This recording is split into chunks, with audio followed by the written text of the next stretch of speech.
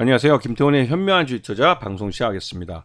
오늘은 이 엔저에 대해서 엔저가 우리 경제에 발목을 잡고 있는 그런 상황인데요. 이거에 대해서 좀 말씀을 드리려고 합니다.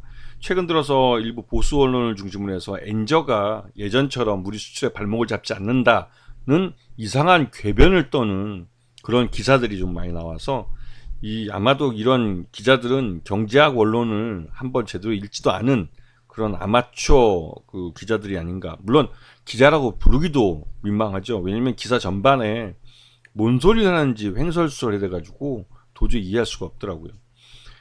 윤석열 정부 들어와서 그 일본에 대해서 아주 굴욕적이라는 말이 맞는 말이 될 정도로 저자세 외교를 일변을 하고 있는데요. 그렇게 해서 우리가 일본으로부터 대규모 무역 흑자를 얻는다면 뭐 할 말이 없겠지만 지금도 무역 적자가 계속 늘고 있습니다.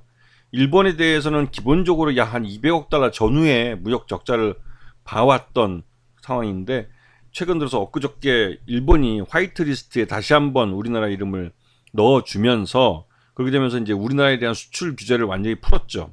이렇게 되면 기존보다 더 우리나라에 대한 수출이 늘어나게 됩니다. 일본 기업들은 살판 났죠.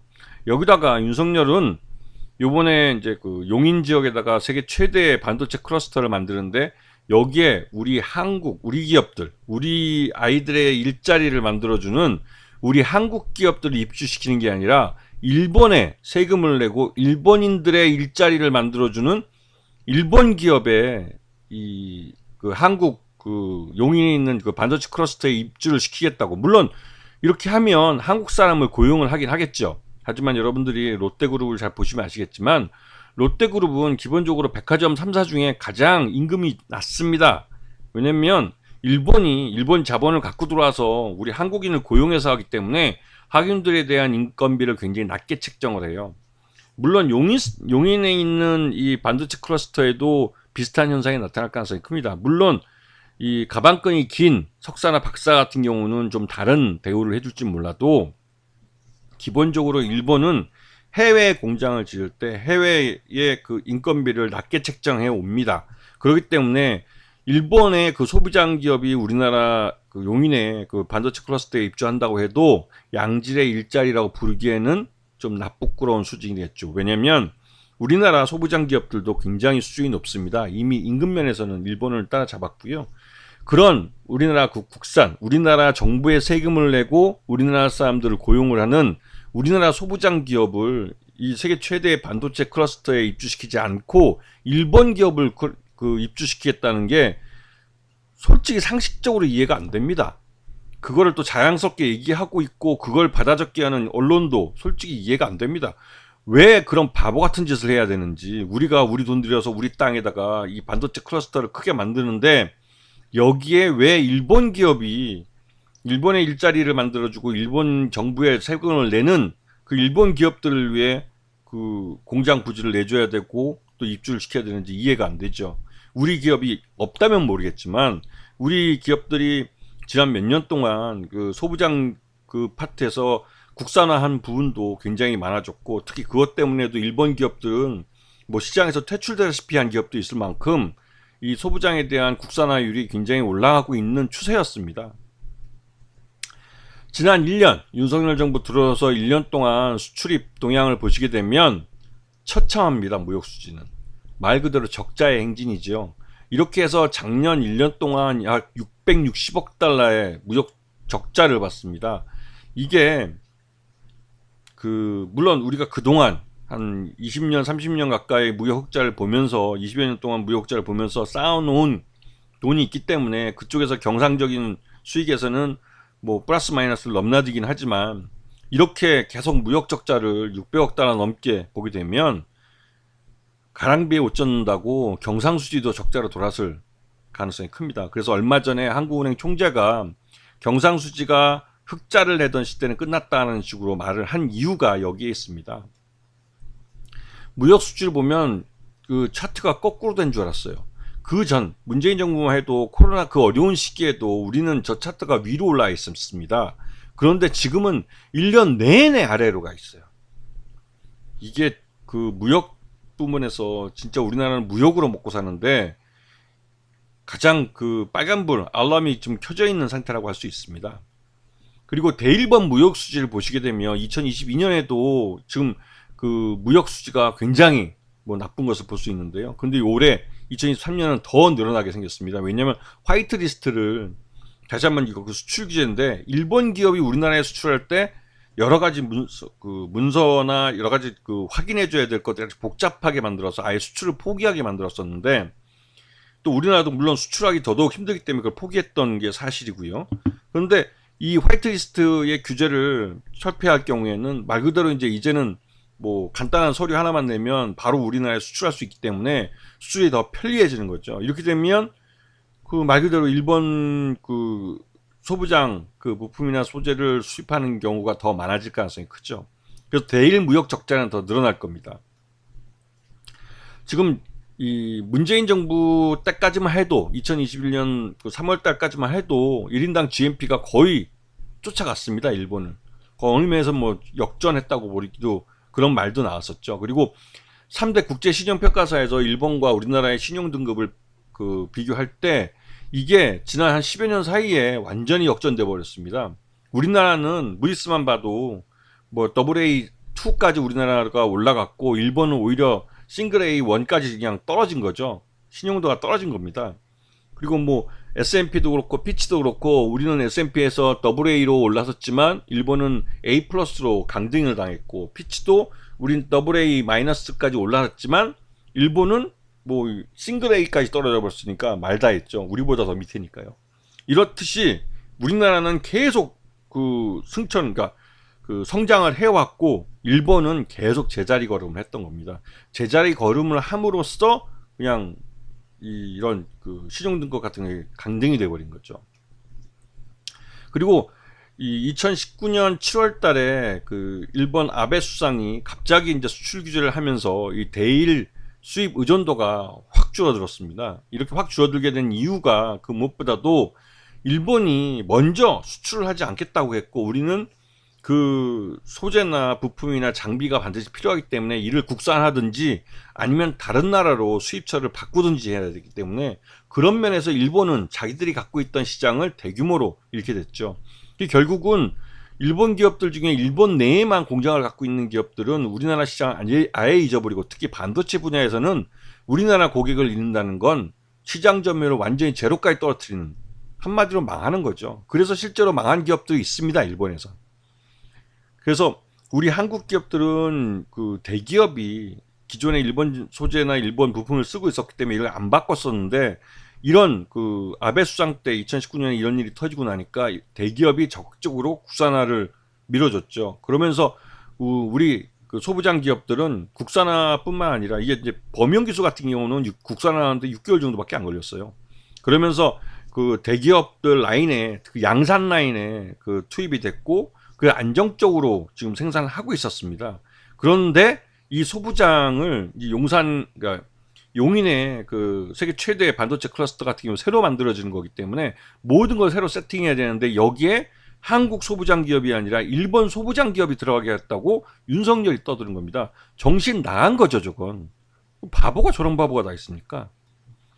자, 대중국, 대미국 무역수지 추이를 보시게 되면 확실하게 2022년 윤석열 정부 들어서 우리가 중국과 척을 지고 있다는 걸 눈으로 볼 수 있습니다. 지금 과세청 기준으로 봤을 때 지금 미국에 대해서는 무역수지가 늘고 있지만 그 중국에 대해서는 아예 무역 적자로 돌아선 상태예요. 이렇게 되면 실질적으로 우리가 그 중국에 대해서 매년 그 대규모 무역 흑자를 보고 있고 특히 미국 같은 경우는 279억 달러의 무역수지 흑자를 봤다 할지라도 우리가 그만큼의 무기를 사주고 있고 또 주한미군 주둔비도 우리가 1조 원, 한국 원화로 1조 원 넘게 우리가 부담하고 있습니다. 매년. 그렇기 때문에 미국에서 우리가 대미 무역 흑자를 270억 달러 봤지만 실질적인 내용으로 봤을 땐 거의 똔똔이에요.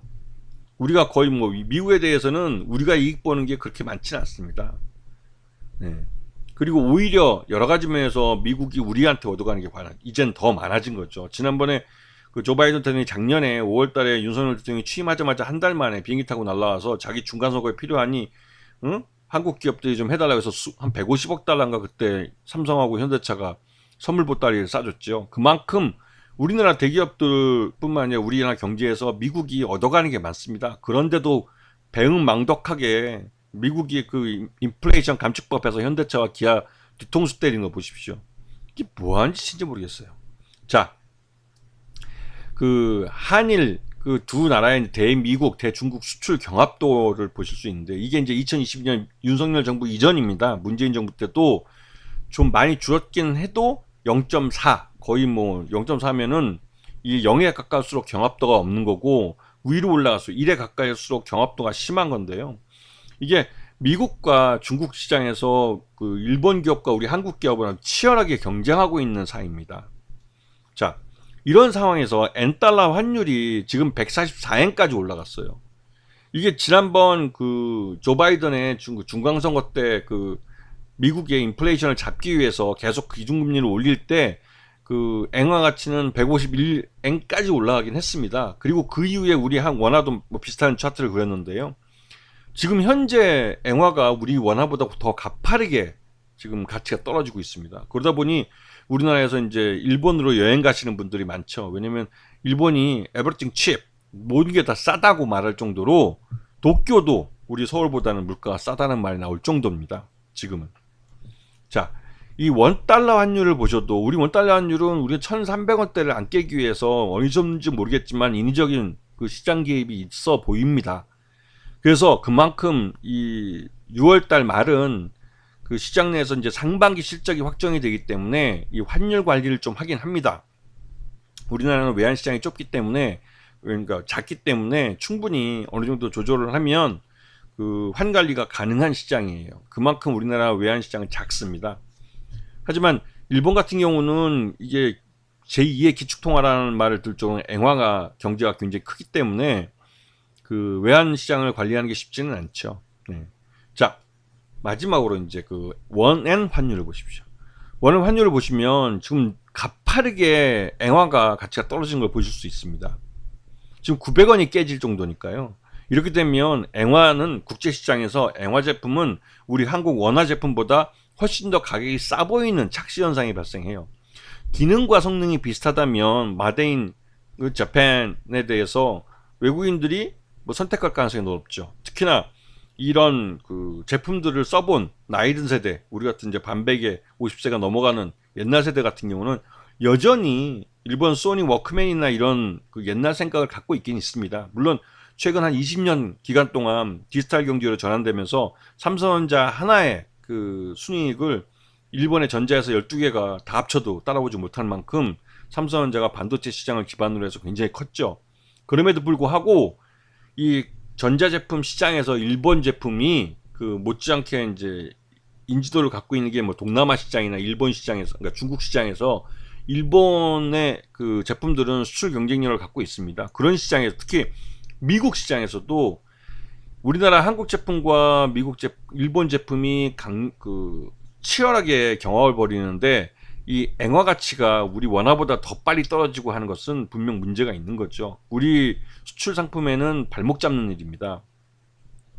그리고 이에 대해서 일본 정부에 대해서 우리는 항의를 하긴 해야 됩니다. 왜냐면 이런 식으로 이게 이제 일명 환율 전쟁이라는 건데요. 환율 가치를 인위적으로 떨어뜨려서 자신들의 상품의 그 수출 가격 경쟁력을 높이는 이런 전략을 옛날엔 그 아베노믹스라고 불렀고요. 지금 현재로서는 그 이 달러와 연동해서 보게 되면 일본 그 엔화 가치가 떨어지면서 일본 제품의 수출 가격 경쟁력이 우리보다 앞서 있는 게 사실입니다. 그러다 보니 우리 수출 제품이 그 국제 시장에서 일본에 의해서 일본 기업들과 경쟁해서 패배해서 무역 규모가 점점 작아지고 있는 그런 결과가 나오고 있고 그게 바로 무역 수위 적자로 나타나고 있는 겁니다. 그런데 상황이 이런데도 불구하고 일본 엔화 가치가 떨어지는 게 우리나라 수출에 발목을 잡지 않는다는 그런 국내 보수 언론의 보도를 보면 한심하다는 생각밖에 안 들어요. 그런 말에 속아서는 안 되겠고 지금 분명히 그 일본은 환율 전쟁을 벌이고 있는 겁니다. 이 환율 전쟁에 대해서 우리 정부도 대응하지 않으면 우리 기업들의 수출 경쟁력이 점점 더 약화돼서 우리나라 기업들이 그 국제 무역 시장에서 굉장히 어려운 입장에 처하게 되고 무역 수위 적자는 내년까지도 이어질 가능성이 커요. 이렇게 되면 실제로 경상수지 적자로 돌아서고 우리나라가 후진국으로 다시 또 한번 중진국으로 떨어지는 그런 상황이 돼버릴 가능성이 큽니다. 진짜로 윤석열 정부 무능한 데다가 지금 분위기 파악도 못하고 한심한 정부라는 생각이 들어요. 지금 상황이 이렇습니다. 이 상황을 보고 여유가 있는 분들이야 일본 여행 가고 좋겠지만 우리 기업들이 돈을 더 이상 국제시장에서 벌어들이지 못하면 더 이상 고용도 늘리지 못하고 고용을 늘리지 못할 뿐만 아니라 양질의 일자리도 줄어들기 때문에 결국은 우리 경제 규모 자체가 위축될 수밖에 없어요. 다시 한번 그 일본과 경쟁에서 거의 뭐 통미까지 쫓아갔던 우리나라가 그 밑으로 다시 또 곤두박질 쳐버리는 그런 결과가 올 가능성이 큽니다. 지금 상황이 그렇다는 걸 분명히 알고 계셔야 돼요. 아시겠죠? 자, 오늘 방송 여기서 마치겠습니다. 감사합니다.